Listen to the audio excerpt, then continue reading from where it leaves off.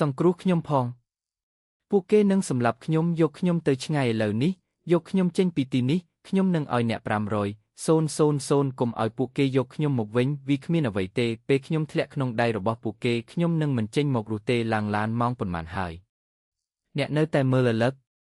18ផោនឬច្រើនជាងនេះខ្ញុំនឹងសងប្រាក់អ្នកលោកសងតើអ្នកលឿនល្មមទេ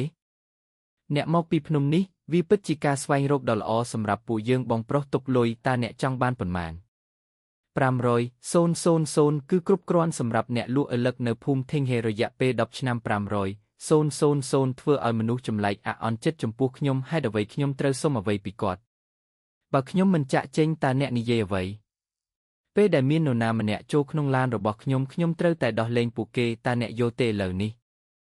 ខ្ញុំមិនកំពុងពិភាក្សារឿងនេះជាមួយអ្នកទេខ្ញុំទុកផ្លូវឲ្យអ្នកអ្វីគឺនៅខាងអ្នកតាម៉ាក់តូចម្នាក់នេះខ្លាចហួសហេតុពេកទេគាត់ប្រហែលជាមិនដឹងថាគាត់បានធ្វើឲ្យអ្នកណាអាក់អន់ចិត្តទេគាត់បានអូសបងប្រុសសុងចុះមកគ្រប់គ្រាន់ហើយគាត់បានជួយខ្ញុំរួចហើយខ្ញុំមិនអាចធ្វើបាបគាត់បានទៀតទេនោះជាអ្វីដែលអ្នកហៅថាជាការជាក់ស្ដែងការប្រថុយជីវិតរបស់អ្នកសម្រាប់ស្ត្រីម្នាក់ដែលអ្នកមិនស្គាល់ផងវាជាការខាតបង់ដ៏អស្ចារ្យចាប់ពីពេលនេះទៅនៅពេលអ្នកទៅទីរួមខេត្តសូមនិយាយឈ្មោះខ្លាគ្មាននរណាម្នាក់នៅក្នុងតំបន់នេះនឹងធ្វើឲ្យអ្នកពិបាកនោះទេតើអ្នកចង់មានន័យយ៉ាងណា